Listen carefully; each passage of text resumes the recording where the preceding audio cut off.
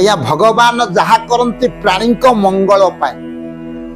ତେବେ ଆଜ୍ଞା ଭଲରେ ହଉ ବା ମନ୍ଦରେ ହଉ ଯେଉଁ କର୍ମ ଆପଣଙ୍କ ନିକଟରେ ପହଞ୍ଚେ ପ୍ରଭୁ ଆଜ୍ଞା ଯାହାଙ୍କ ଇଙ୍ଗିତରେ ଏ ସଂସାର ପରିଚାଳିତ ହେଉଛି।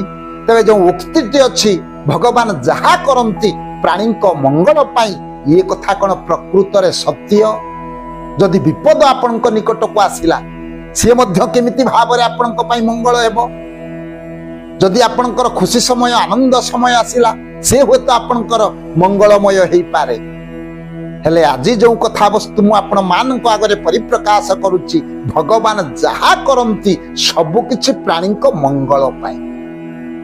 ଆସନ୍ତୁ ଜାଣିବା ପ୍ରକୃତରେ ଆମ ପୁରାଣ ରହସ୍ୟ ମାଧ୍ୟମରେ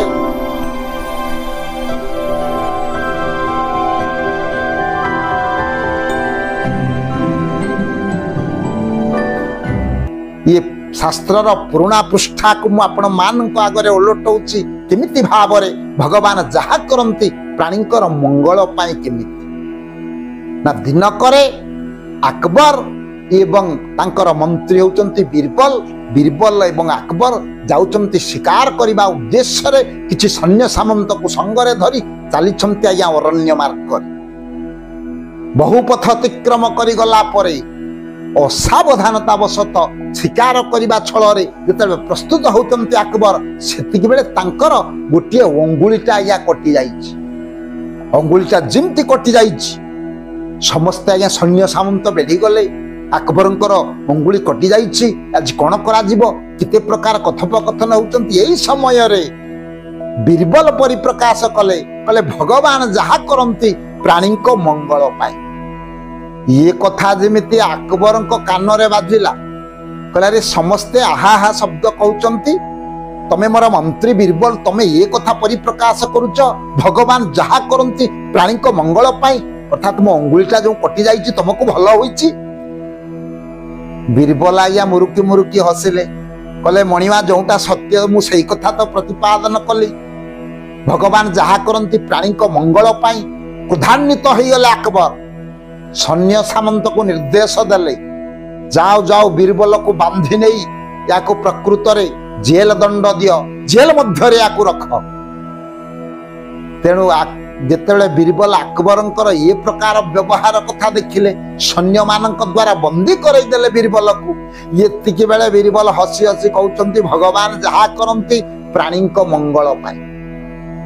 तेणु आज्ञा बीरबल रहिले कारागृह मध्य अकबर आज्ञा अछंती मृगया करने उद्देश्य रे जो अरण्य मार्ग को जाइथिले अकबर से अरण्य रे अछंती। ठीक यही समय रे गोटाए अदिनिया वर्षा एवं पवन अरण्य मध्य से समय माड़ी आसीछि। जेमिति माड़ी आसीछि सैन्य सामंत सबु विच्छिन्न होई जे जुआरे चली जाइछंती। एका हेई गले अकबर। किछि समय पर आउ सैन्य सामंत को देखा मध्य पाइले ना। अकबर आया कहा को देखा पाइले ना एका ही जाइछंती अकबर। किछि समय जतले वर्षा छाड़ी जाइछि पवन बात्या मध्य छाड़ी जाइछि ठीक एही समय रे गोटा वृक्ष मूल रे अकबर अछंती। 5 जन डकायत आसिला या खोजी खोजी चलीचंती गोटा बलि पकेइबे देवींक निकट रे। किए तांत्रिक तांको कहिचंती प्रकृत रे ये वन देवींक निकट रे जदि गोटा बलि तमे पकेइबो परे ये बलिटा देला परे सकल ऐश्वर्यर अधिकारी तमे हब धन धन्य रे तमर घर पुरी उठी। ये कथा जेते बेले ये हमर तांत्रिक निकटरू ये डकायत माने जानिचंती। तेणु गोटाए बलि खोजी खोजी डकायत माने चलीचंती। गोटाए बलि पाइला परे देवींक निकट रे नै बलिटा पकई देले निश्चित भाव रे सकल ऐश्वर्य हमको प्राप्त हेइ जिवो। खोजी खोजी जिबा समय रे अरण्य मध्य रे अकबर तो एका अछंती। अकबर को जाई आज्ञा बेढ़ी गले बांधी आनिले। अकबर जेते प्रकार बारण कले से मानले ना नहीं चलिले आज्ञा बलि पकेइबा उद्देश्य रे अकबर को नहीं चलिले। जाई जेते बेले पहुंची गले आज्ञा देवी मंडप निकट रे अकबर अनिच्छा सत्वे बंधन करदेले अकबर को बलि पकेइबे।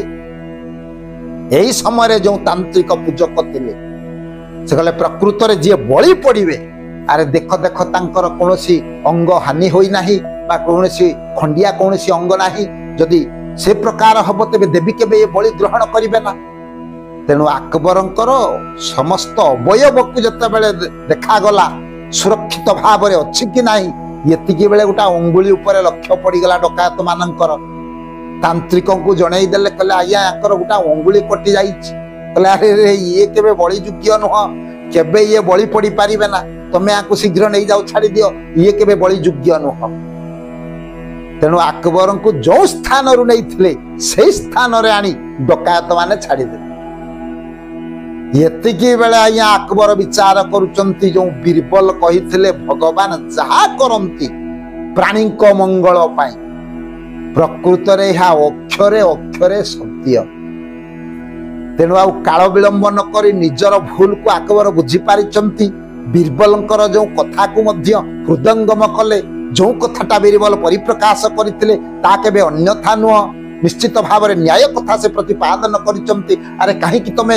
बीरबल को बांधी रखिच कारागृह मध्य शीघ्र तांको मुक्ति कर दियो बीरबल तो आया महाचतुर सी कारागृह मध्य जिते बीरबल आसी पहुंचले अकबर दरबार अकबर निकट में कहले मणिमा को आया प्रणाम जन देले ये बेले मध्य बीरबल से दिन परिप्रकाश कले कहले मणिमा भगवान जहा करंती प्राणी को मंगल पाई एतिकी बेले अकबर बुझीगले तमे जो कथाटा बीरबल परिप्रकाश कल ताहा प्रकृत रे अक्षरे अक्षरे सत्य जदि प्रकृत रे जो दिन तमे अरण्य मध्य मोर अंगुलीटा कटि जाइथिला तमे कहितिलो भगवान जहा करंती प्राणी को मंगल पाई जदि अंगुलीटा मोर संपूर्ण थांता कटि न थांता निश्चित भाव में मु बलि पड़ी थांती देवींक निकट रे ये बेले बीरबल हसी हसी कहले कहले मणिमा मो मध्य जो कथा कही भगवान जहा करंती प्राणी को मंगल पाई आपण को सिना से माने छाड़ी देले हेले आपणक संगरे जदि मु थांती जेल को न आसी मु जदि आपणक संगरे थांती मु बंधा हेगिरी जाइथिले मु निश्चित देवींक निकट रे बलि पड़ी था तेनु ये जो चतुर बीरबल ये बीरबल कथा को अकबर हृदंगम कले प्रकृत रे भगवान जहा करंती प्राणी को मंगल बोली से दिन स्वीकार कले अकबर मध्य स्वीकार कले तेरे स्वल्प समय कथा वस्तु ये कथा वस्तु को मुझे विश्राम दउची परवर्ती अध्याय रे आउ गोटे सुंदर कथा वस्तु नहीं आपण मान को आगरे मु उपस्थापन करी से सारा वे भवन्तु